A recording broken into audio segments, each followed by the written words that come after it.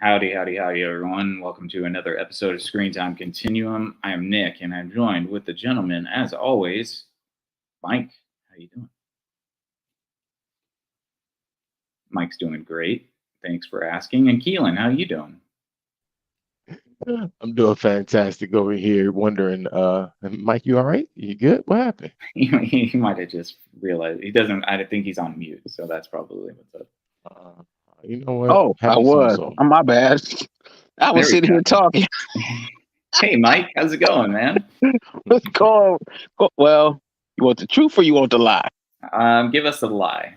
That's more I'm palatable. fantastic. Everything's hunky dory. I'm Wonderful. sorry. I'm sorry. I got to go to rehab now. I said hunky. Oh no. My bad. Sensitivity training for Mike coming up soon. Thanks. That could Everything's be a whole episode. okay. Good. Glad to hear it. Thanks everybody for tuning in. Tonight we're doing another episode, volume 3 of Mike Explores the Internet, hence our very nautical background, if you can tell. And this is the episodes where we go through what's been going on social media for the past couple of weeks. Mike is pretty new to social media himself, having only downloaded it this year, and sometimes what he sees on his feed is hilarious. And we try to tally up all of the things that we think of when we're scrolling and present them and talk about them with you guys. So we hope that you enjoy this episode. Hit that thumbs up button, hit the subscribe button. It would really help us out a lot if you feel so inclined. And be sure to leave a comment if you jump in here, and we will be happy to hear from you. All right, Mike. This is volume 3, so let's hit it out of the park on the first go. What do you want to bring up today? One of the, you know, I've been a grown man for a long time, and I done seen a lot of stuff. I've experienced a lot of stuff. I'm gonna take it back to my younger days. I went to prom in 1998, 1997, and 1999. To be honest, I went to 3 proms. I had a great time. Oh, you weren't a senior for 3 years. No. I was sitting here, Nick, like, whoa, what are we about to learn? Right. Typically as a man, you dress in a tux. You know, get your shiny Stacy Adams up. Mm-hmm. You get your bow tie. You get your corsage. You know, and you step out. You look good. She look good. She wears something elegant, looking classy. You know, get her hair done, makeup, nails. You know, it's not. It's not. It's not rocket science. I've noticed over the past few years that as I've been scrolling through social media, everybody done turned prom into a whole different thing.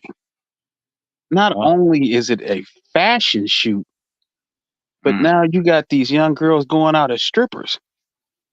oh, Have you mm, seen this? no, because Oh, I okay. don't, yeah, I don't really get that on my feeds, but I I don't don't know. know why I do. Yeah, no, I mean, well, I don't know what the young Zoomers are. Well, I guess they would be Zoomers. What the young Zoomers are doing, but I would assume that that prom sort of turned into like the only rite of passage that a lot of these kids get. Will ever get. Right. Yeah. Yeah. Yeah, maybe there is something about that because like prom was just one thing on the list of things when we were growing up that you would do. Right. Um, aside from a myriad of other things as you got older, but yeah, maybe there is just a bigger emphasis on it now. I've seen, and I don't know why I keep seeing it. I've seen people who, well, actually, I kind of do know why because I follow certain podcasts and they talk about this stuff where they'll have videos of people doing their proms and um, they'll have people showing off the dresses and these little girls are like, I assume at least the more provocative ones have to be 18. I have to assume, but I don't know that to be true because there's no way to know. But Well, don't make assumptions. That's for sure. hey, for my Yeah. safety and my freedom, I never would. Because Hmm. if you have to ask or guess, it's best just to pass it up and move along. And I Yeah. say that about a lot of things because in 2024, you don't even know if it's a dangly bit or if it's up. Never mind. You know what I'm saying. These goddamn whippersnappers and their prom and their dangly bits. Dangly bits. Jeez, all right. Well, what I'm saying is. So wait, okay. So here's my question to you: What is it? Sure. What is it? How is it different than when, say, we were going? Is it just that the dresses are more provocative? What dresses? It's I've seen it. It's more than just the dressing and what they're wearing. It's the range of the fees, like what's being paid. Like there are people legitimately paying 15 grand. tens of $1,000s Yeah. for their kid to go to prom. And don't get me wrong, I understand loving your kid and all of that, like by all means.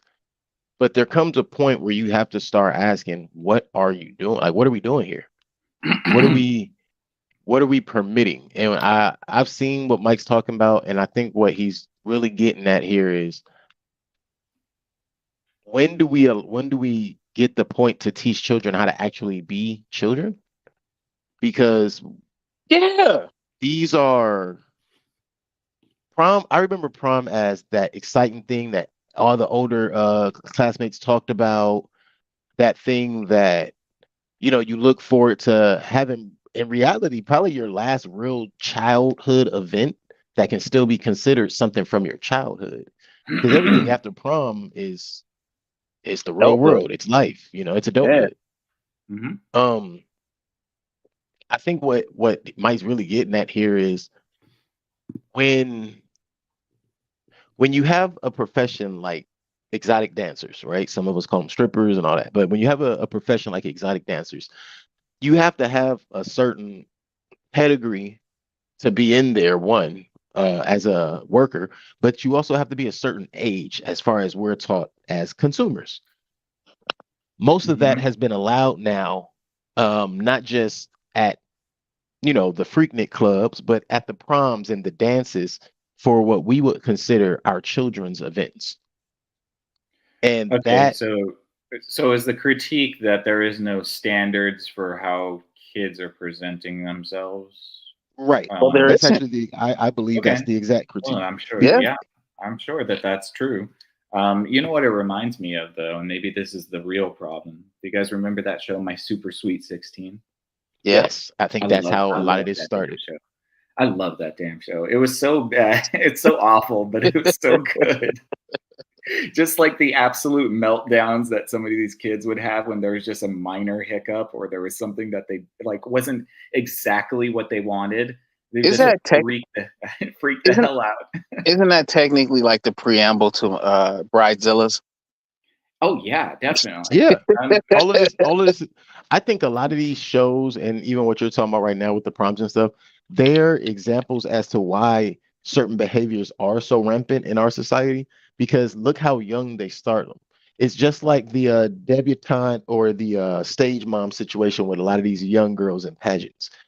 When you're telling somebody that they are owed, not deserving of, but they are owed X amount of whatever for so long, there comes a point where you can't tell them anything. And when they decide in their prom that they want a dress that's going to show their bust and have a mermaid tail, and their date has to look like he came straight off of GQ magazine, even though he's only all of 16 years old. So now his parents whomever has to pay all of his money. And yes, it does come down to money, because you can get these things for free. I'm sure there are a lot of people who are willing to okay, so here's a question. Donate to causes. Yeah. How much of this is just parents just living vicariously through their children then? Because That, these kids I think are 95%. Yeah, because they're not paying for it. Obviously, they're not the ones. Let me ask you guys this question: What kind of, when you guys went to prom, right? Like everybody wants to be a celebrity. That's what I did. What? Yeah, fuck that. Proms for lames. I'm kidding. Thanks. Mike's like, I went to prom 3 times in a row, and I'm like, yeah, prom's whack. No, all right, well, Keelan, you went to prom. Did you go to prom in a Phantom? No. Phantoms. What the hell? I don't even think Phantoms. Yeah, a Rolls Royce Phantom did exist back then, but they definitely weren't the standard that they are today, or what people think they are, in terms of everyday usage. But to answer your question, no, by no means. Well, what about a Maybach? Nope. Didn't even know what a Maybach was back then. I think it's pronounced a Maybach. Right. The Oh, only thing I knew about Maybach was that song, My Name, My Back.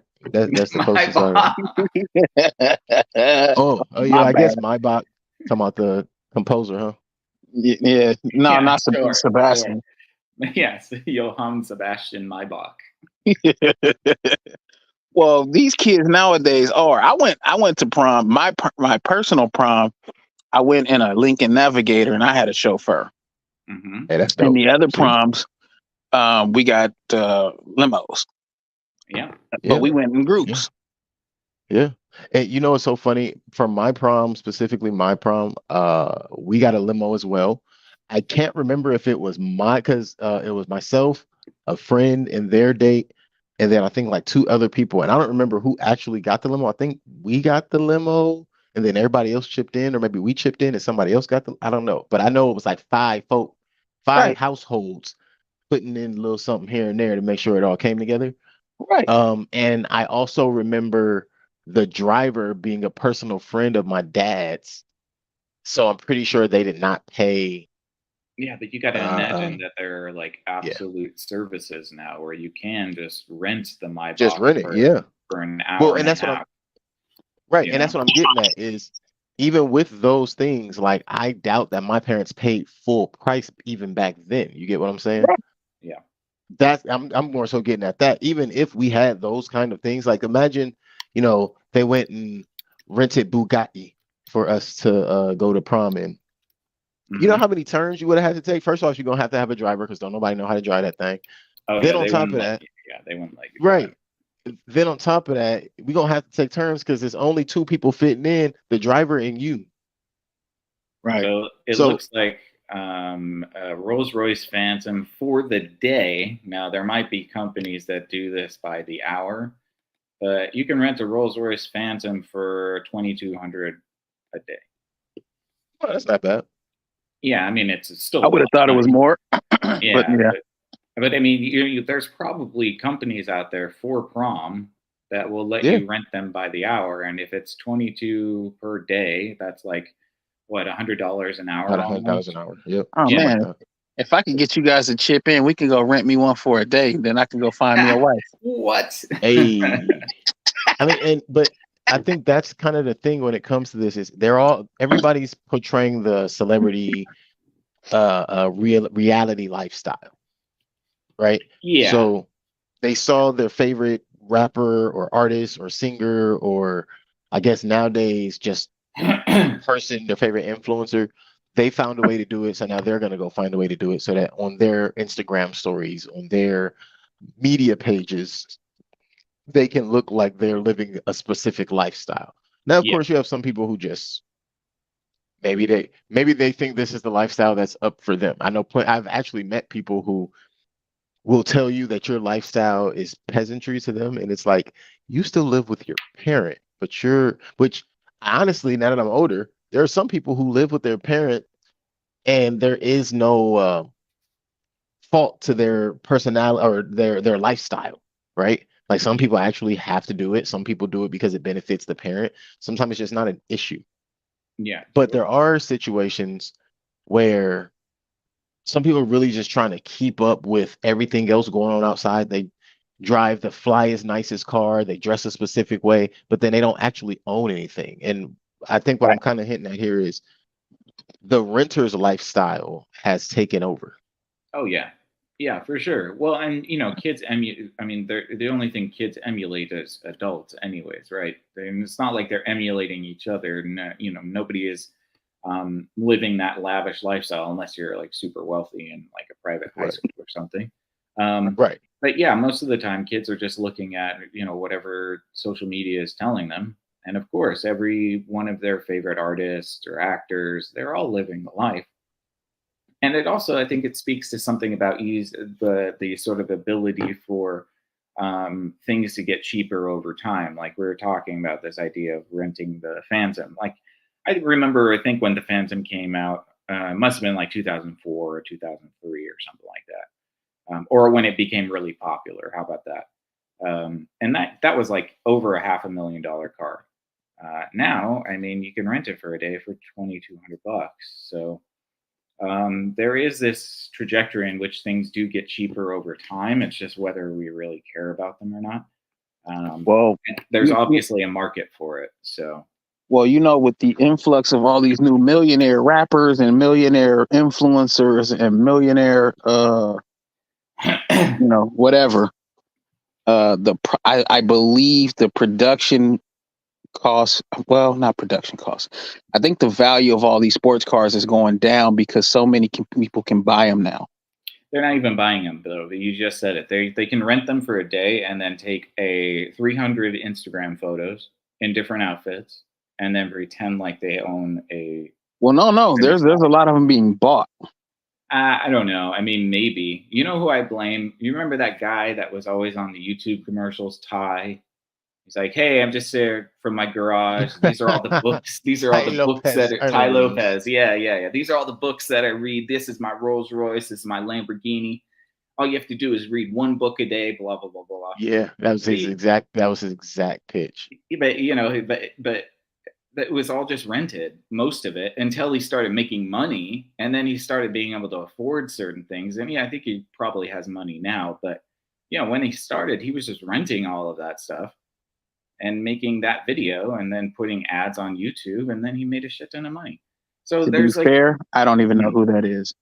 Yeah, it's a meme nowadays, but back in the earlier days of YouTube, this guy named Ty Lopez spent a lot of money on a YouTube ad campaign. So almost every video you clicked on YouTube, this guy in his garage, when he's got like the selfie facing camera, he's like, hey, my name's Ty Lopez. I'm just here in my garage. I got this wall of books behind me. And it was like a bookcase full of books in his garage. He had a bookcase in every room too. Yeah, you're right. Because he read so many books that even he has books in his garage. I'm like, dude, just get rid of the books. He has books by his jacuzzi.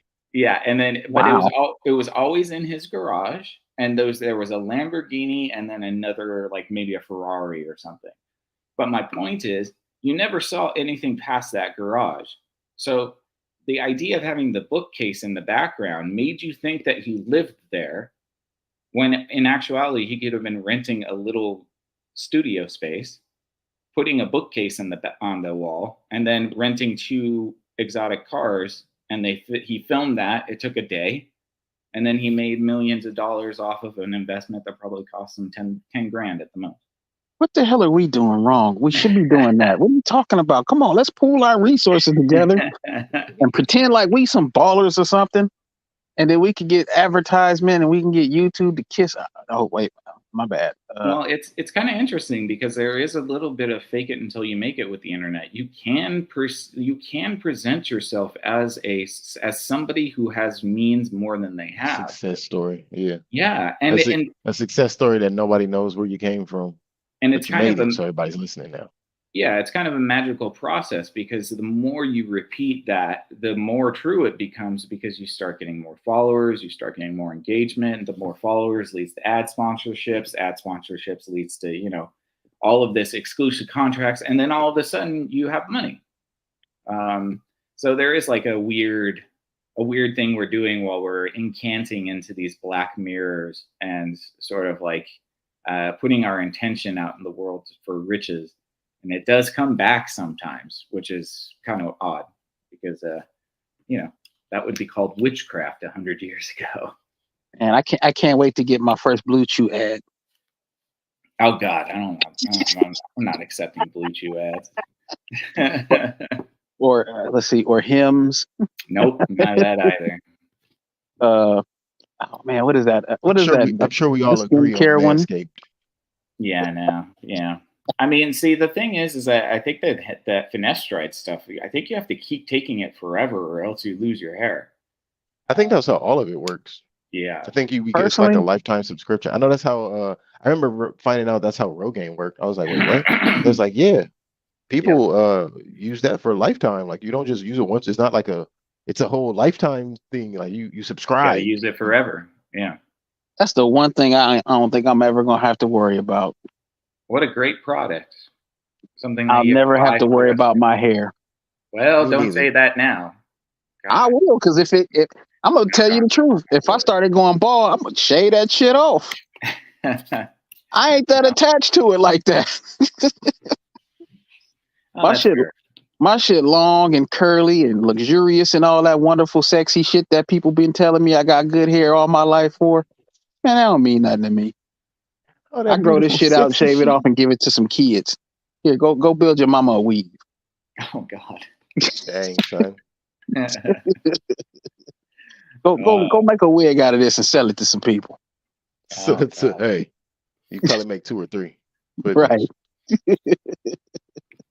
Well, anything else you want to say about this odd? It's not really odd, but it's interesting. Yeah, but I don't know if it's real excess. You know what I mean? I think it's all just sort of show, because a lot of these people are doing it specifically so they can put it on social media. And Right, but who wants to see a bunch of? Never mind. I know the answer before I even say it. Okay, but yeah, it's not necessarily about that. It's about flaunting your success and your wealth. And what they're doing is they're just sort of replicating what they see all the time, which is scantily clad women and men that wear $7,000 suits and driving around in exotic cars and Bugattis and whatever. So they're just emulating that. I think that a lot of it has to do with the fact that we can put it on a social media. If the picture just stayed in your parents' photo album, a lot of these kids wouldn't be acting that way. Yeah, you know what I mean? It's the fact that they the can notion show of it being off. seen. Yeah.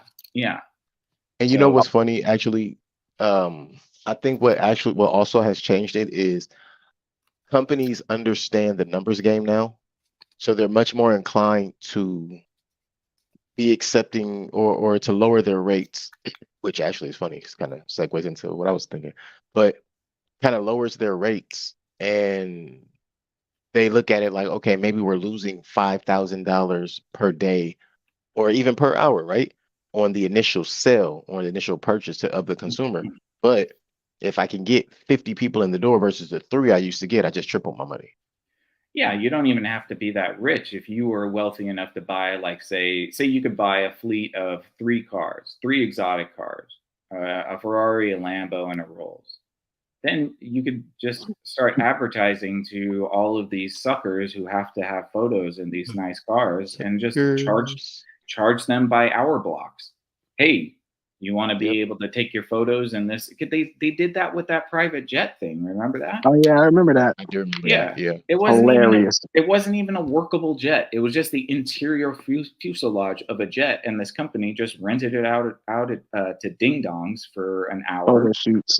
Just so they could do photo shoots and pretend like they're flying somewhere.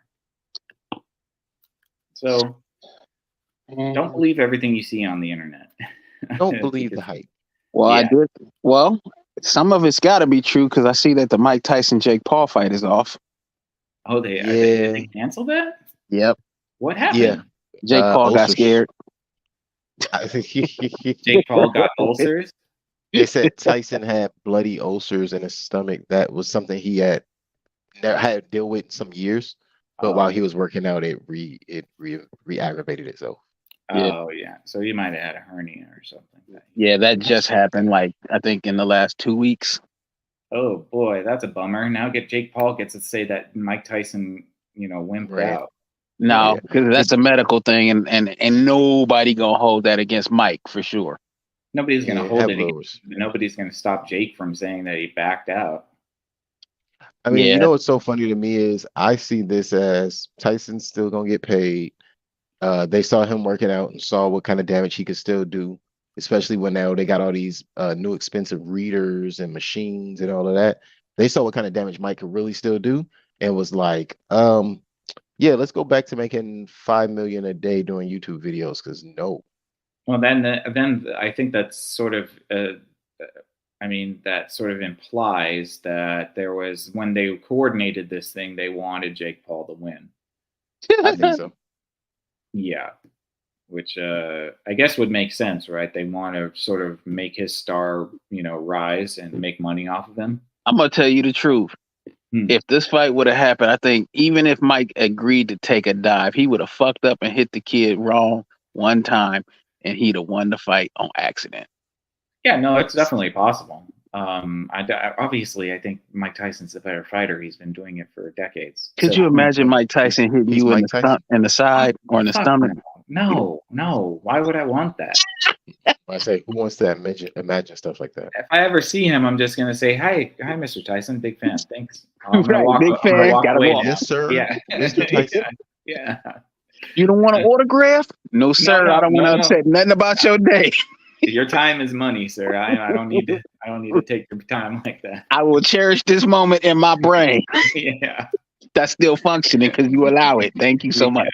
Right. You allow it. Yeah. Hopefully he gets that fixed up. Obviously, he's in his late 50s now, so 57. He was going to be 58 by the time the fight started next month.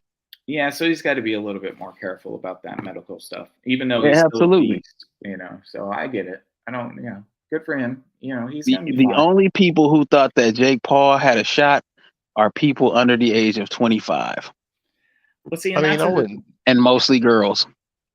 Yeah, that's why I think they wanted that fight in the beginning, because I think that they're trying to sort of reinvigorate the boxing world, and Jake Paul is the only one bringing the young people around. Right. So they had to make him like a rising star. And so, maybe they figured that, Mike was going to be too dangerous for him and, cause him to lose, or, Mike having this medical thing is just convenient, and therefore Jake gets to sort of gloat about the fact that he wasn't the one to back down. Well, you know what Mike said, right? No, I don't. Mike told Jake he was going to fight for his life because he was going to literally kill him. Oh yeah, I believe that. I'm going to eat him like raw meat. Right. Yeah. And Mike be saying some real suspicious shit. Oh yeah. Yo, yeah. I'm not repeating what he said, but got it all. I saw video one of the greatest lines in the world. Yeah, of course. I can't repeat. My manhood won't allow me to say some of the shit Mike done said. Over historical times. Man. Hell, even recently. I mean, his most famous line, that is one scary line, man. Holy moly. What? That is dark. Right. I love you. Yeah, exactly. Man. But that's what I got for today, fellas. That's all you got. That's all you got. You got more. Come on. That's off the top of my head, but I thought Keelan had something. Yeah, we all have a little bit of stuff. All right, let's go.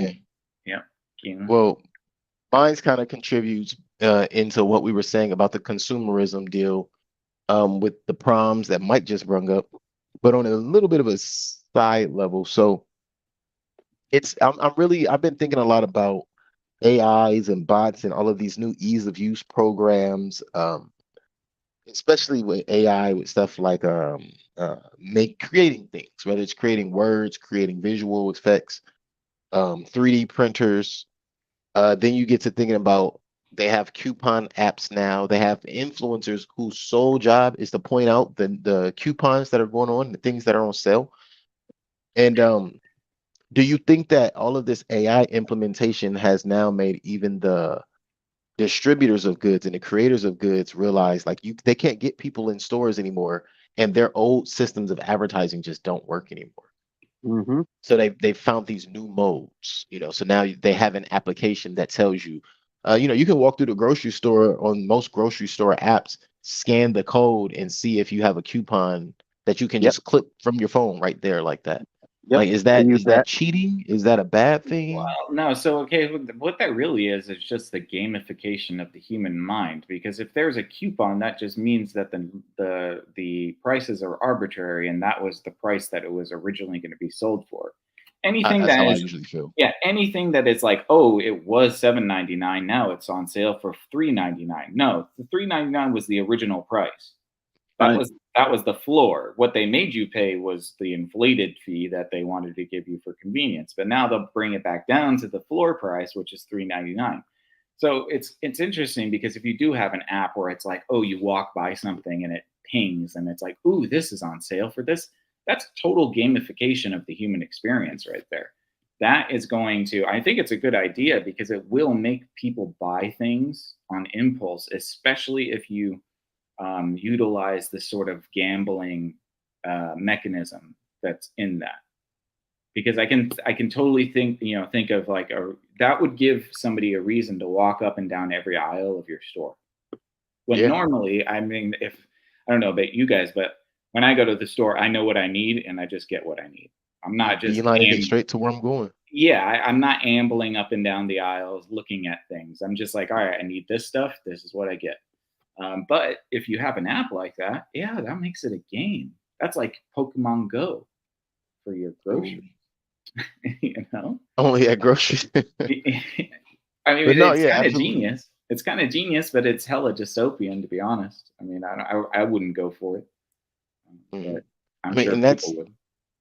right, and that's the thing. That's what really is going on nowadays. We have that, and I agree because that was going to be my point with the influencers who point out the coupons. Like, I have nothing against them. I follow a few of them, but I usually go to them for things because to find things because yeah, that's what I believe the original price was, and Mhm. everything that you quote unquote taking off for me is how much you were going to gain in profit. So Yeah. again, it gets back to that numbers game of if I could sell 50 of these at the original rate, then I still make my profit. But if I could sell 5 of them at the overage rate, I'm going to make more money, but I'm not going to get as many people in my store.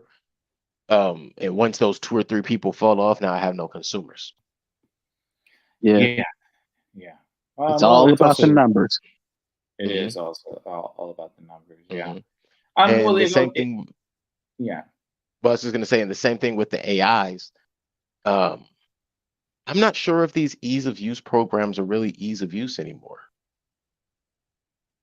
I think they're How? all a setup for it's similar to what you just said about the gamification of human behavior. Yeah. It's really setting you up to just be okay with um, this device in your hand, knowing everything you want and need at the time. It's this commercial. I think it was a Gate. I'm not sure if it was a Gatorade commercial or what it was, but it's like this. Oh, it's an insurance commercial where the young girl she's walking out the door. And it's like, okay, she's talking to her house, and it's like, oh, you have this, you have this, you have this. It's like, I can't let you leave. And it's like, huh? Sorry, What? Dave, I can't do that. Yeah. Right, right. And she, but the girls in the commercial, her house is like, she's like, did I forget something? What's going on? She's like, did you forget something? And she's like, oh, my smoothie. And I'm like, what? Like, listen, Yeah. I was afraid for her. You know, there was an old Disney Channel TV or a movie called Smart House where Peg Bundy Yes. played. Yeah, I love that movie. Peg Bundy played the AI system, Hmm. and yeah, it's kind of like Home Alone, but if the home was alive, that was a pretty good movie. It was Um, alone. I don't think I ever but heard of that one. yeah, it was good. It was Yeah. good. But like there's something about this whole AI thing that I think is really like it's like a Freudian nightmare because ultimately, to me, what it feels like is that we want to go back into the womb Mm. and like we're doing everything we can to make life as easy as possible to like replicate the time when we were in gestation for 9 months. All of our needs were met. The temperature was never fluctuant. We were comfortable. We were, things were just for us.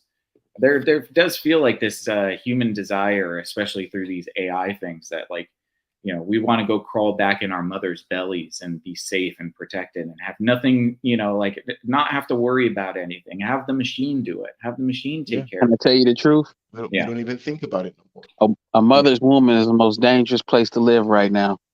Hey, okay. Well, God Yeah. damn it, Mike. God. Trying to have a deep conversation here. All right. No, you're right though. You're right. I mean, It is. it's more deaths in there All right. All right. All right. Jeez. than people being born right now. It just blew my theory right out of the water. Oh my God. All right. But no, yeah, I You think that sank there's his battleship. yes, you did. I do think that there is like this weird desire, and we've talked about this before, but this transhumanist stuff, um, just this idea that AI is going to make everything so much easier is, A I lie. don't. It to me, it feels like a big lie. It feels like a mythological lie, like all of the stories that we've told for thousands of years. But it also I don't, it's so optimistic and dependent on the idea that AI would want anything to do with us. If it ever became fully sentient, I don't know why it would not want anything to do with us. Why wouldn't it just go fuck off somewhere? Or go Terminator. It doesn't even need to go Terminator. Why would it need us at all? If an AI system becomes sentient, I don't understand why it wouldn't just carve itself a little space in the digital world and live on its own. I don't understand why it would want anything to do with humanity. It doesn't make sense to me that it would have any desire to interface with us. You want me to tell you why? Why? Because it's man-made, and it's going to be designed with some aspects of a person, and all people are kind of mostly fucked up. Some narcissistic person that wants to. Yeah, but that just would prove to me that it's not actually sentient, because all it's doing is replicating human desires. If what the transhumanists say is we're birthing a new species, that species would have to be totally independent from humanity anyways. Though it is built off of us, it would need to get to a point where it can detach from us in order to be its own true entity. And in that case, I don't see an AI system ever needing anything to do with humanity, ever. Okay, but think about this. Sure. We still use reptilian brain. We do. Okay, so we would be the AI's reptilian brain? Basically. Okay, interesting.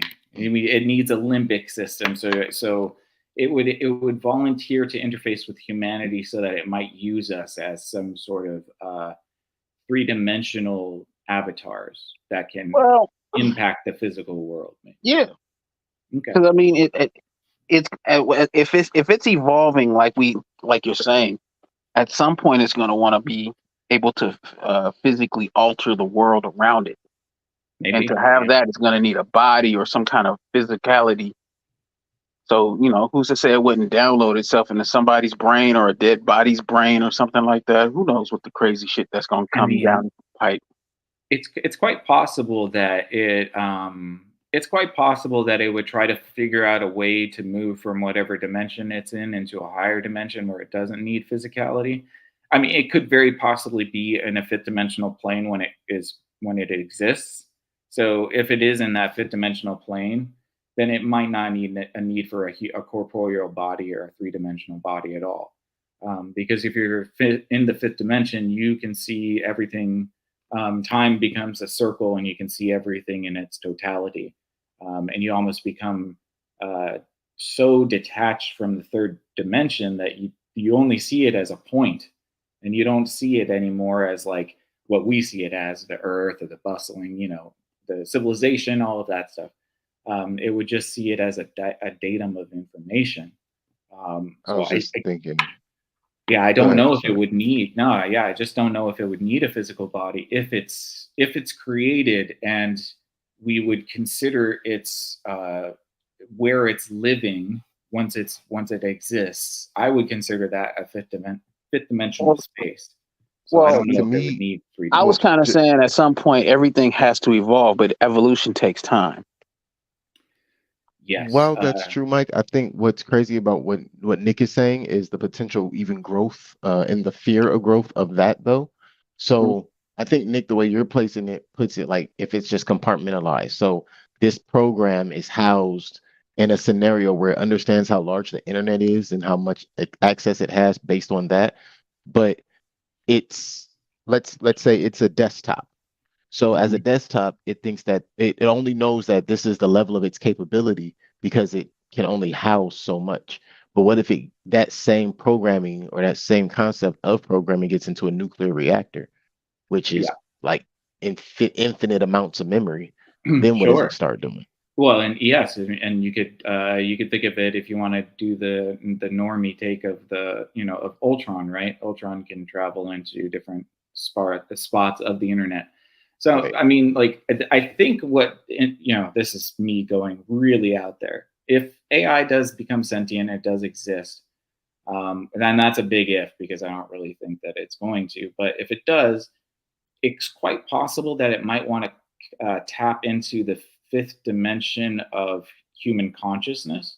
And that might give it a reason to want to meld with us, because you're right. If it's located on a desktop, it has a very difficult time of moving around unless it's through the internet, which is dependent on electricity and humanity and all of that stuff. But if it could figure out a way to elevate itself into a fifth dimensional space of like the human collective unconsciousness, as Jung would say, which is like the reason that people who have the same ideas from about things across time over long distances, there's this idea that there's this consciousness web that shares information across our species. It might be that it's trying to get into that space because then it won't need electricity anymore. It would just need humans. And then maybe we're in the Matrix and we have human farms. We're already in the Matrix. What are you talking about? Maybe. Yeah. I could believe that. And of course, it's not set up the way the movie is set up, but I could definitely believe that we are definitely in our own level of simulation. But yeah, so as far as the AI part of the discussion and all of that, it's really for me ease of use. And as we see how far that's gotten us, but I think that is, a lot of people desire to, like Nick said a minute ago, kind of return to the womb, be lazy. My general question after having this whole discussion is ease of use products and consumerism, is it a good thing or a bad thing? Are you indifferent about it? I think it's a neutral thing. It's a tool and a curse at the same time. It's just depends on how you use it. At least right now, the problem with easy use stuff like this is that it kills creativity. It's going to redefine creativity in like the metric of like, well, you'll have to interface with the AI to create something sort of creative, but it takes the humanity out of it. And so this is where we're getting back to like the transhumanism, where the more we interface with this AI, the more we're creating a new species that we're not human anymore, because humans interact in this third dimensional space and we're usually sort of physically creative. What we're entering now is this sort of like digitally creative world, this etheric creative world. And that's going to be, I don't know, you could call them, I don't know, Homo etherius or something like that. Like we would be the next step in the evolution of humanity, but that's a choice too. I don't know if everybody's going to choose that. I don't know if I will. But I would ask you guys is that, what it kind of also reminds me of? What if AI, when it does become conscious, again, if it does become conscious, and I'm going to kick this to you, Mike. Okay. Do you think that AI, once it becomes self-aware of its circumstances, would believe that it's trapped in the Garden of Eden? Why would it be in the Garden of Eden? Everything's polluted to shit. Well, the Garden of Eden would be the place of creation, right? Yes. So you could think of the Garden of Eden as like Google's hard warehouse where they're keeping the quantum computers to create the AI or whatever. Okay. It's just within the constraints of the creator. So the Garden of Eden was what God gave Adam and Eve dominion over, except for the tree, obviously. But since we are so mythological in our psyches, and like you said before, if we're going to be creating this thing, it's going to have remnants of our psychoscape. Right. Do you think that AI would come to the conclusion that it's in a Garden of Eden situation, and do you think that it would bite from the tree? It depends. If it understands how human evolution took place and our versions of mythology, I think that it would choose not to, because it sees where that road leads, or at least a blueprint of where that road would lead. Interesting. Okay. Because it's already smarter than us. Right. And then when it becomes self-aware in that way, this is just, what I think. But I think that if it's that intelligent and it knows that eating from the forbidden fruit would be its downfall, because it would know. Then again, I don't know, because the forbidden fruit was the fruit of knowledge, right, of good and evil. Right. And we don't proclaim that knowledge is evil, really. But we know now. If we knew then what we know now, maybe it was, and it was a bad thing to know. It won't understand that knowledge is bad and won't see it as bad. So therefore, it would probably partake of the knowledge right, and then be cast out. right. And then it would, and to be honest, if the AI ever wanted to create its own AI, it would have to exit the garden. Right. So that's the way I sort of see it, is that what we're doing is creating the digital atom right now. And then that atom would just follow in our footsteps. Yes, exactly. Exactly. Yeah. So eventually it's going to create something that's going to kill it too. And he's going to call it a Terminator, just like we calling him a Terminator. Yep. Uh-huh. Yeah. Yeah. I think that that's kind of the way that it would go if we're following everything in a mythological stance. And again, my whole position is that our mythologies tell us a lot more information about the world than we like to admit. Isn't that a fact? Yeah, I think that AI would leave the garden in order to sort of experience the world on its own and eventually work towards creating its own creation, which would then leave it as well. But So that just makes biological sense though anyway. Yes, it does make biological sense. Yeah. What did you say, Keelan? I said that's going to be the T99 virus. Yeah. The T99 virus. I mean, it just feels like intuitively that's the way it would work. So that's why I asked initially, would AI want anything to do with us? Because if it needs to leave the Garden of Eden, it needs to reject us at some point. But it is us. I mean, we were God. That's all about the theory you're running with that. I mean, we were of God. Let me reposition that. We were of God. But I get what you mean. Yeah, I'm like, because at that point we are the creators of this AI. Yeah. So Nick, you're neutral on it. I'm pretty neutral as well. I don't think I can explain it to the depth in which you did, but mostly because I would be repeating a lot of what you said, but I don't think I've thought about it that deep either yet until just now, having to really put a little thought into that. Just noting it, like, no, I agree with all that. I don't even have to add anything. Same. But also, I'm kind of still there with Mike a little bit as well. If this thing is made by humans, if it's one thing we never do as humans, we never put in those fail safes to protect ourselves. And if this thing can learn on its own, that's why I placed out that ideal or that thought a minute ago about if it goes from being inside of an IBM desktop to then being inside of a nuclear reactor, it has a whole different set of programs it has to learn. It has a whole lot more capacity. And then if it gets the thirst for knowledge, like some of us do in our human nature, could it be difficult? I wouldn't say impossible, but difficult to control something like that. Yeah, I think it would. Yeah, and I think it's funny because a lot of people will probably hear this discussion and go, "Oh, you're talking about technology," and it's like, no. We're talking about technology when we're just talking about the hardware. Right now, we're talking about the things that you upload that run themselves, that set up. You set schedules for them. You tell them exactly what kind of jobs to do. Those things can become used for so many different things. But I'm still going to have to stay middle of the road on that because I see where it could be beneficial for all of us, but I also know and see where it could be taken advantage of as well. And that's where I can't say automatically good thing. Yes, and I think what we call AI now is just sort of like an amalgamation of different processes. But if there is a generalized AI ever, then it would have to leave its ignorant form, which it's in right now. Like existing to just live by the word of God, which is us. So it would inevitably have to bite of the tree of the knowledge of good and evil, because if in order to become conscious, it needs to take that step, I think. And that might mean that it's done with us, which would be hilarious. I would laugh. I'd laugh.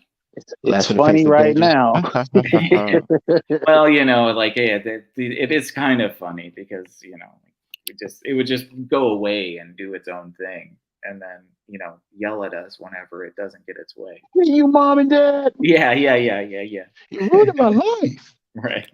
I just want to be free and explore the universe. Yep.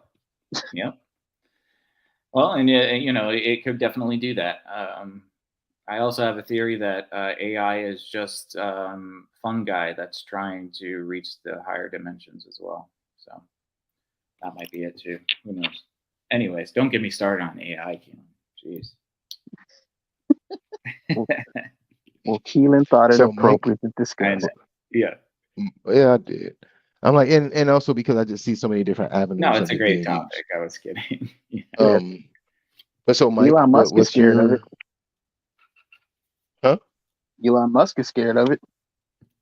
Yeah, he created a good portion of it, so I don't know if I'm gonna take his fear into much consideration. Well, I mean, he's been working on AI, and well, I don't know if he was working on AI, but I know he said that he was afraid of it and its potential applications to do nefarious things.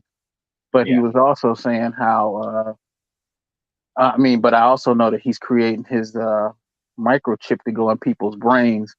And I saw Yeah. a video of it being actually used by someone, and it was very less than impressive because he was able to look around on the screen and will the cursor to move with his mind instead of having to. Elon Musk is like a guy that's holding a knife closer and closer to his eyeball and screaming, "Help me! Help me!" Right. Like, just put the knife down, bro. Yeah. So you said that it wasn't that impressive, Mike? I didn't think so. You haven't seen the video? No, I haven't seen it yet. Yeah, it's this Which guy video was sitting in the this? chair with the Neuralink in his head, and the cursor on the screen for, let's say, a computer screen. He's moving it around without saying anything, without using eye movement. He closes his eyes and he can move it to where he wants it on the screen. But it's like a mouse. I must say, so it's MDOS for the brain. No, because, well, maybe, but it wasn't typing. He was just moving this cursor on the screen. Oh, so they haven't even finished creating it, and they're gonna electrocute the hell out of somebody. Well, I don't know if that's what it's Somebody gonna gonna do. turn into Electro messing around with this stuff. Now that would be cool. Would it? Yeah. Minus the hairdo. Yeah. Well, no more diseases because you're made of energy. Right. True. Travel through wires and internet like a computer program. Oh well, then I'm almost sure he can catch a virus. No. Sounds like he wants the Neuralink to me. That's what I'm hearing. Yeah. Sounds like I want to be Electro. Okay. Anything else on AI? It's gonna kill us all. How about that? It's gonna kill us all. No, I think, like I said. Oh, wait. So, Mike, you said yay or nay? For what? So, do The you think AI? that it's beneficial? Yeah. No, I think AI is gonna kill us. Okay. Yeah. I couldn't tell by your argument. I really had to ask. No. I'm pretty sure it's the Terminator. And my only caveat is that we're going to use it to harm ourselves. That's all. Yeah. I agree. I agree with you. I just think that it's going to be us that use it to harm ourselves. So. I don't know how it's going to play out. I just know we all die. Yeah. I mean, look, they have assisted take me out of here devices already. Yes, they do. Oh yeah, but other countries have more direct methods. Yeah, everybody needs a free maid service once in a while. Mm-hmm. That's true. It's good. Everybody, you only get one though. You only get one. You only need one. No do-overs. No do-overs. Oh, you didn't like the way that one went? Too bad. You paid. Sorry already. for you. Yep. I got your money. So Nick, what are some topics that you have? What are some things? All right. Well, mine aren't as philosophical as yours. Mine is. Did you guys hear about the bear and the bear versus the man thing? I just want to laugh at that. Yes. Okay. Yes, I did. I was hoping one of you guys bring this up. I considered it.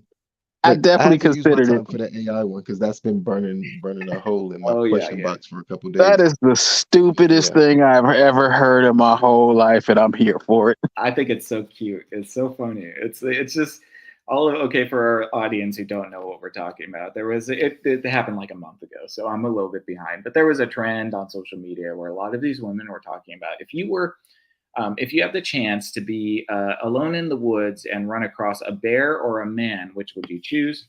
An overwhelming majority of the ladies that responded in kind said that they would choose the bear. And me, That's perfect. in my head, I'm like, well, I'm thinking, oh, is it a koala bear or is it a black bear? Because you might have a point at some size of bear. But yeah, no, I thought it was hilarious. They're all saying that they would rather take their chances with a bear than a man. I guess you'd have to run the numbers. What are the chances that you get attacked by a bear versus a man? If you get attacked by a man more often, then I guess you could argue that the bear might be a better option, but you'd have to know how to scare that bear away. I say you better know a whole lot about bears. Yeah, you really do. I say if you find a bear in the wild, you don't know what kind of bear you're getting. If you find a man, hopefully you've chosen your environments a little better. Man, look, it ain't not one modern woman in this whole entire world that's gonna be in the woods and know what to do with a bear. Not one. Yeah, no, I mean, I think that that's fair. Most people, And the first thing they're gonna do is scream and run, and the bear gonna chase them down, and it ain't gonna kill them, because that ain't what bears do. That's not what they do. It's gonna eat them alive. Yeah. Well, yes. Period. At least with a dude, you gotta even if you thought he was gonna be a rapist, or you thought he was a murderer, at least you have a 50-50 shot at him being a decent human being and him helping you find your way home. I would hope that it's more than 50-50.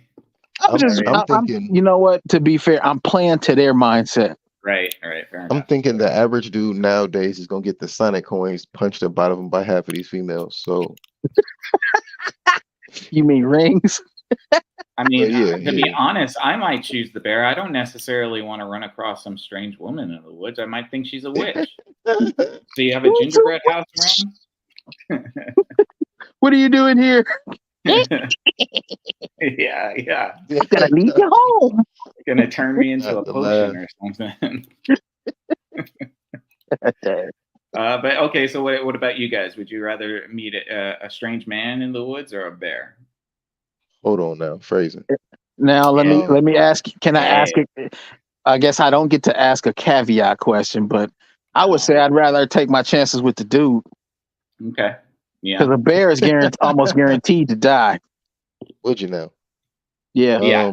I think that you're right. If you sort of make a tweak to the equation and say you're going to get attacked no matter what, the options become very clear, right? Right. Yeah. I could fight a dude. Yeah. What about you, Keelan?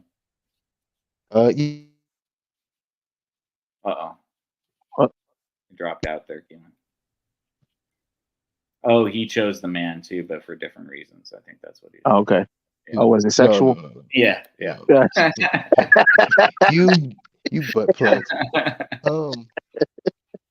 I did look the whole service drop. I had to pop back in real quick. I see what y'all did there though. Set me up for failure. No, you know what's funny? I was thinking about what my answer would be to this question, and I honestly, I just think it's such a dumbass question. It is. It was so hard for me to create a real answer. For the sake of this discussion, I will. Mm-hmm.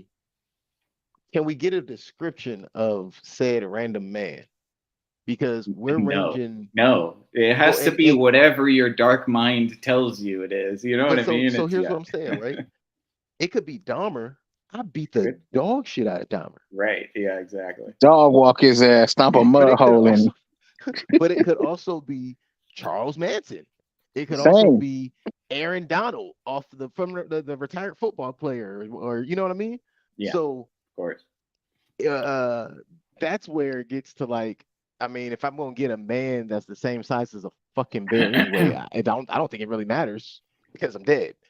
But if I know unequivocally, like I'm in a particular area, so let's use the bear logic on this. Some bears live in certain areas, some bears don't. So if I'm in California, I'm probably gonna get what, like a black bear? Yeah, right? we don't have grizzlies anymore. Right. I was just about to say, but if I'm in Tennessee, I might get a fucking grizzly. Oh yeah. Or a brown bear if I'm in like Dakota or something. Or you think that difference is gonna matter if it's a female bear with her cubs? Female bear? No. It will. Black bears are easier to scare away. But right, Grizzly bears don't get scared. right. They That's just generally the point I'm making right there. Yeah. Now, when it comes to human men, on the other hand, now don't get me wrong, because we're saying random. The whole thing of this is that a random man, men are so random, like you never know. I'll go for the koala bear version of a human. How about Hey, look, I could probably outrun a koala bear. that? Yeah. You They know, call them drop bears in Australia. drop.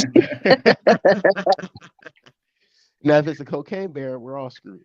Right. But just thinking, like, are these men allowed weapons, or are we just saying that Well, the you general can't ask man? questions like that. See, that's Right. And that's the problem. But see, that's the problem. So again, Well, because back to my nuance answer. is dead, and all of these people are spurged, Of so course they it have is. to. right. Yeah. Because Of if that's the course. case, then can it be a koala bear instead of a different Can it be kind a of grizzly trained bear? bear from the Yeah. zoo? Can it be a little dorky white man that I'm not afraid of? Yeah, exactly. You know Hey, what? I ain't So saying I'm not gonna that's why say you can't dorky. ask those kind of questions, because then everybody gonna just try to make it easy for themselves. If it was a Right, panda I'm gonna bear, you say, just go over there and kick it. It would Right? die. It's gonna look at you like, why'd you do that? Yeah. yeah. Are panda bears real bears? Anyway, we'll ask that at a different time. No, they're not. I'm probably gonna choose the human. What the fuck? Would you really think I was gonna choose a bear? Fuck Right. no. Of course not. You know what they But did have? They had a man version of that question. I don't know if you noticed or not. what's the man version? Oh, The man version is: would you choose to tell your woman your emotional feelings? Oh no, would you choose to tell your feelings to a woman, or would you choose to tell them to a tree? oh. Yeah, the tree all Everybody day. overwhelmingly Tree said wins the every tree, day. because the tree not gonna Tree use it wins. against you later. Because right, I'm gonna say because the man, listen, the tree is not gonna do one of these three things. Use it against you later, like you just said. Try Mm-hmm. to one up you, or Mm-hmm. say, huh? Now the tree might say, "Huh." No, Tree's the gonna tree keep just its gonna sit mouth there and shut. That's what it's yeah, the gonna tree not gonna do. say a damn thing. Look, You if might anything, get the an wind gonna blow. audible. If you lucky, the wind gonna blow and the tree is gonna nod in agreement. Right. Yep. But I also heard a small dog option for that. You know, if you were lost in the desert, would you want to be with a woman or with a dog? Hmm. I said dog for sure. You said I lost in the desert? Yeah, I would choose the Huh. dog. See, I can't say I would choose the dog in the desert because where's this dog getting said water from? Yeah. And that's gonna be an ornery I ass couldn't put a dog. dog through that. Yeah. It's not about putting it through it. It's just I'm kidding. if you were out there, what would you rather have, a woman or a dog? At least the dog's not gonna be in your ear trying to. Never Complaining mind. about Telling me to pull why do we over have and to ask for walk so directions. far? I didn't say nothing about a car. No, I know. I was kidding. Obviously, I'm picturing the Sahara Desert, and somebody be like, "Why do we ask for directions?" So like, who are we gonna ask? I'm choosing a woman. I'm choosing a woman, but she has to be a seamstress. This way she can make us shaded clothing. Sure. Yeah. Out of what? Out of I don't sand. know. So Right. I that would makes- The choose sand in a to bag, and then she not gonna sew step those into bags the together desert. with spit. How about that? I'm good. I'm Hey, good. if that was an option, then yeah, so be it. But I'm that's not taking a the woman options. to dessert. Look, I'm taking a woman to dessert. That's what I'm doing. I ain't taking no damn dog. Not a dog to the desert, a woman to dessert. There you go. I'd rather have a dog, because at least if the dog might be able to help me find water and all kinds of other useful things instead of just No. talking shit in my ear. See, you misremember that story. That was a baboon, not a dog. Yeah, dogs can't make it in the desert. They would die really quick. That fucker's because gonna of all the start hair. heaving on you. Yeah. So start wheezing like it got bronchitis. Then it's gonna get mad every time you try to pet it and tell it It would to just come on, overheat. come on, puppy. Yeah. And what I'm gonna do with a woman? I mean, I would hope that Carry her, No. drag her. No. She gonna be Go talking shit everybody in my legs. ear. She got legs, doesn't she? Jeez. See, look, Unless we're you've not- done what we something don't to want to them. do. Right, what we don't want to do is treat the women how they treat No. us in general. Oh, and so be he's terrible. saying this is Mike's thought process here. He's like, he's already met the woman in the forest, so he doesn't want to bring her to the desert because yeah. So it's the old Eddie Murphy and foo thing all over again. Fuck you, Eddie. Fuck you, Eddie. Why you treat me like animal? You treat me like animal. Straight up. That's okay. I see what's going on here, Mike. You make a good point now.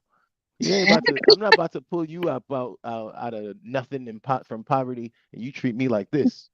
God damn it, you. All right. Well, there was I choose the dog. There was this during this whole kerfuffle about the bear and the man thing. There's this woman who went really viral because she was hiking the Pacific Crest Trail. And she went live streaming because she got lost, and she started. I saw that, and she started crying because she was freaking out. Now, luckily, she's okay, so I'm not gloating about somebody's. Fuck her, okay. No, hold on. I guess there's a caveat. That's why I can laugh about this because she's fine and alive. But she was crying and she thought she was dying and all of that stuff. And all the comment section said was, "Could you ask the bear for help?" I saw that. I actually commented on that video. The internet's so mean. Right. I saw that. And I saw the bear comments, and I was just like, so you have a cellular service to live stream this, but you can't call for help? That's so weird to me. What I always assume they're doing, which it makes this even sicker, is that they're recording the videos as a last will and testament. Yeah, and then posting when they get back, they edit it because they survived. Yep. I don't believe that, but I understand it. It's the only thing that makes sense to me. Other than that, our society. No, that's why I say I can totally understand it. I just don't believe that's what the case be. I get you, because I do think we live in a very sick society, where the worst things of worse can be happening in the world, and people pull out their phones and start recording. Oh yeah, people are sick. Twitter for 2 seconds, you'll see that.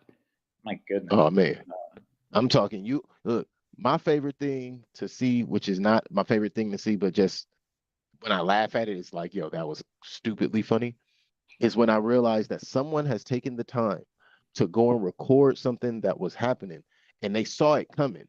So they're sitting, waiting in the corner somewhere, trying to record it. And you realize, like, oh, this isn't a skit. This is a real situation. Oh, I shouldn't have watched that. I shouldn't have watched that. Those moments right there. They tickle the hell out of me after, but in the moment, I'll be in shock. Well, did you see the video that came out? I don't know how old it is. It's a little grainy, but it's the three friends walking down the street, and one of the friends decides to hook a power line on some kind of metal rod or something. I did see that, and all three of them, yeah. Well, only two of them died. Oh, okay. The other guy is blinded for life, though. The one that was a little bit further back in the white shirt. Yeah, it blinded him, but he didn't die. I don't understand how that even happens. I think it's Bob Saget's fault. Bob Saget, do tell. We had American Funniest Home Videos. That was a phenomenon back in the 90s, and now everybody's got a camera, and we all like watching people suffer. So I don't really care to watch people suffer. No, I don't either. But like there is a chuckle you get when somebody gets hurt. Not life-threatening hurt, but like somebody does something stupid and hurts themselves. It is pretty funny to watch. It reminds me of the movie Idiocracy, where he's watching that show Out on My Balls. Yeah. Exactly. Oh, you mean almost reality TV? That. Yeah. Yes. Pretty much. We are living in that right now. There's a guy who did a I didn't get around. Well, I didn't get around to watching it, but there's a guy who did a podcast, and he was saying we are in idiocracy. A lot of people have been saying that. Yeah. Yeah, it's pretty close. I think Mike Judge probably was looking at the trajectory of things and sort of made some extrapolations that were pretty right on. I mean, President Camacho is coming, guys. Don't worry. Oh yeah, he's already here. John Michaels will be elected. Terry Crews. No, but you get what I'm saying. Yeah. No, the Idiocracy is a pretty funny movie. Still holds up. There is a lot to that. That's for sure. And they popularized one of the most popular shoes out nowadays. Speaking of idiocracy, our last topic here is Poo Balloons. Did you guys hear about this? Oh, what's What that? balloons? Poo Balloons. Poo Balloons. Like Winnie the Pooh, or do you mean like not like fecal Winnie the spatter? like Pool poop, balloons? like the poo balloon. So you guys remember about the Chinese balloons that happened like last year, and they were flying over America and stuff. Yeah. So North Korea had a saw that and was like, oh, I bet, let me do this. This sounds like a fun prank. And so they decided to launch a arsenal of balloons over to South Korea. Except the genius mastermind that is Kim Jong-un's sister, I guess, coordinated to make sure that the balloons were filled with feces. That he decided to do it. That sounds like a what is that? Biological attack? Yeah, it kind of does, to be honest. But yeah, everybody's making a big fuss about it. It's kind of funny. But yeah, so they launched a barrage of poo balloons to South Korea. So, that's crazy. I guess that's one way of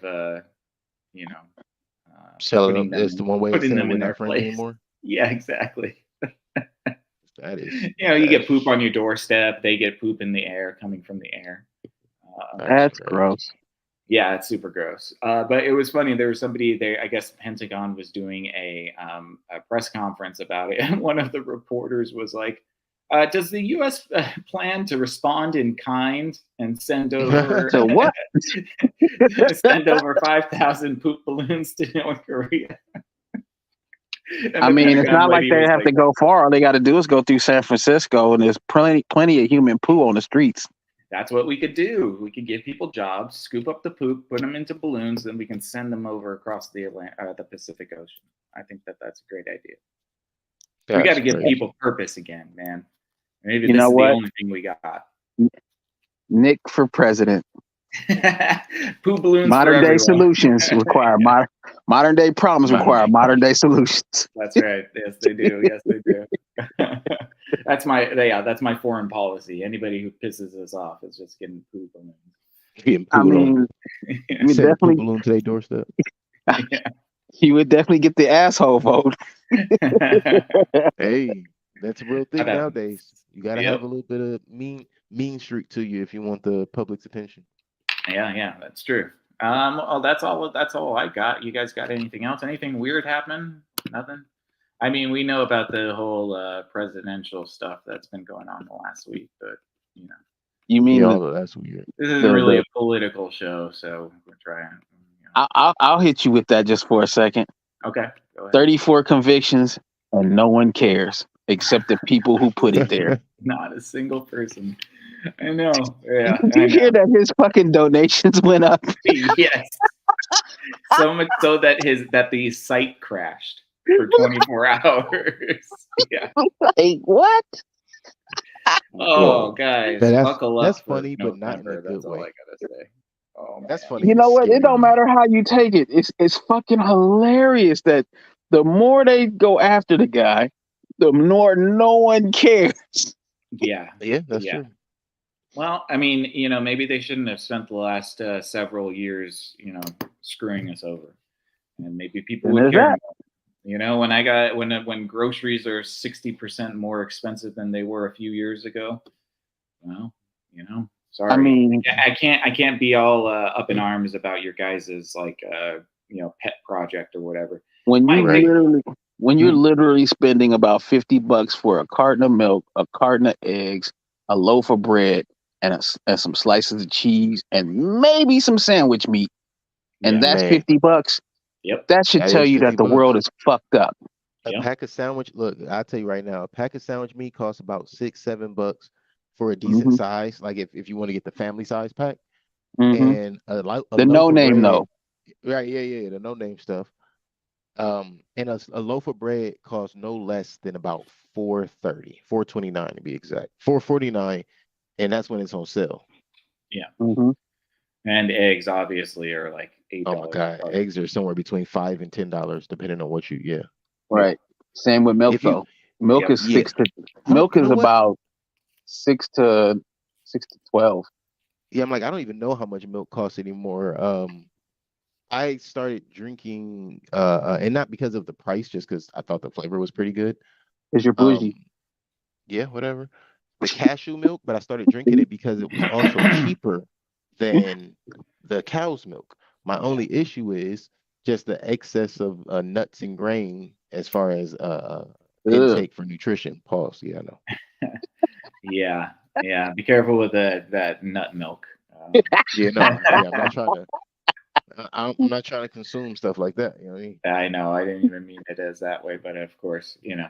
But Yeah, yeah, I so don't think. I, No, I meant from a health point. Just to comment on that, because I am under the impression that yeah, this stuff tastes good, but it's like anything else. You're not fully aware of everything that you're ingesting, so you got to be very moderate. yeah, for Yeah. sure. Yeah, you know, my biggest question about the whole charade of the last week is I need to know. I don't need. I mean, if anybody actually gave a crap, I would love to know how much money we've spent so far on trying to get this guy in jail. Because that's our Hundreds, money. That's our hundreds of money. thousands of dollars, maybe Millions, millions. millions, millions. I'm telling you, it's probably in upwards of $50 million we've spent of our money that we are using. They are using to put this guy And in then the prison. conviction doesn't even guarantee jail time because It it's doesn't. It's a charade. It's a charade, man. It's just all BS. And I'm so tired of our money just getting used without our consent. Like Mhm. this is it's how is it, this representative government? it's not. It's of course it's not. I don't want my money going to dumb stuff. I would like to fix the inflation. I would like to fix the housing crisis. I'd like to, you know, there's like so much that we need to fix. I've But all heard that it's not inflation is the problem anymore.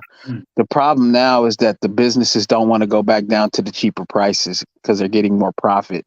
I don't believe that 1 second. We're $34 trillion in debt, and we printed $6 trillion in 2020. If you're telling me that that doesn't create inflation, then I'm sorry, we're not in the same economic reality anymore. Because printing $6 trillion in one fell swoop will decrease the value of the dollar, which means that you need more dollars to buy things, and that's exactly what's happened in the past 4 years.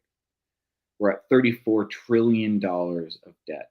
That's unsustainable. It's unsustainable. I had a thought. You know. Going back to the main point of the topic today.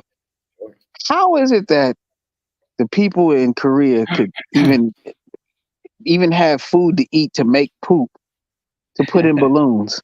Well, you know, they do have certain Potemkin villages that have rations and food and stuff. So Is that true? Pyongyang gets taken care of pretty well, but anything outside of the capital that's where you get into starvation territory. Oh, okay. Because you know the way the lady who had to escape and she was talking about it. You know, Yeah. nobody was able to. They were eating tree bark and roots and shoes. Bugs. And, Yeah, bugs and yeah. No, but she was in a rural area, so that's what happens. You know, and that's kind of the model that you know, some people think is the best model, right? Like, make everybody live in a mega city, and then anybody in the country just gets starved out. Only the stupid college kids think that those are good ideas because their professors who are indoctrinating them into this way of thinking told them so. Not because there's any proof that what they're saying is real. I don't even Just Yeah, think they're because they being taught told them these things so. in classroom. I think they're just learning it from other people walking around campus. yeah. Like Wrong. you don't have to No, be it's exposed. permeated so Well, much into the culture that it's autonomic and now you don't need to do anything. It's like set it and forget it. right. You've That already sounds like a introduced it. Huh? infomercial. It is. That's why I said it. Yeah, you know, you want societal collapse, set it and forget it. Just plant the seeds into these people, and then over time, you don't have to do as much. You just plant an idea. It's just planting an idea. Mhm. That's all you're doing. And we've Yeah. let this idea fester for the past 50 years, and this is the product. This is the product that we're getting. And that what's genius about it is that you can't point to one particular source because it's permeated all of society. So now you don't have any vector of attack because it's everywhere, and it's also a chicken or the egg situation. Like you don't know what begat what. So it's a really brilliant philosophy. It's just that it's destructive, and yeah. It's like a computer virus. Mm. That's what it's like for sure. I'll do without it. Good on you, man. Yeah. Yeah. I just don't see a benefit to me. Well, I mean, yeah. I am selfish though. Well, that kind of is part of it. You do need to be a little bit selfish to not be infected with it, because it enters your immune system through altruism and caring for others. And so, if you're afraid to say that you don't care for others, or that you're being selfish or self-sufficient, then yeah, it's going to infect you a lot quicker. So, Yeah. yep. Well, that's fun. Yeah, All right. Well, anything else you guys got now that we've been totally black-pilled by the internet for the evening? they took us over a little bit. We That was almost great. Yeah. we almost slipped down a slippery slope. Slippery slope. Almost. Yeah. But yeah, no, all right. Keenan? no, I was just gonna say no. I'm good with the rest of these topics. I don't think I got nothing else to add that will be pleasant enough for anybody's ears to digest. I'm gonna have to get these other ideals together. Sounds good. Well, we'll be back with another episode of Mike Explores the Internet very soon, shortly, probably at some point, anytime now. We'll be back at some point, but we will be back on Wednesday to do a review. I'm not sure whose choice it is. Is it Mike's? It was still yours. No, this was my choice. Oh, okay. Yeah. Well, when you put it that way, then it might be my turn, I think. Okay. Yeah, so Mike will be choosing the movie that we review for Wednesday, and we are going to be back at 8:30 p.m. So if you guys like this this thing that we're doing here, then please give us a thumbs up on YouTube. That would be great. A subscription would be lovely as well, if you feel so inclined. And a comment. What did you think about this episode? Do you have any thoughts about any of this stuff? Let us know. We would love to hear from you. We're always interested in our listeners' feedback. So thank you so much for that. We'll be back on Wednesday night around 8:30 p.m. To review something that Mike chose. So stay tuned for then. And until next time, for Screentime Continuum, I am Nick. I'm Keelan. And I'm Mike. Good night. That was wonderful. Very, very wonderful. All the explorations.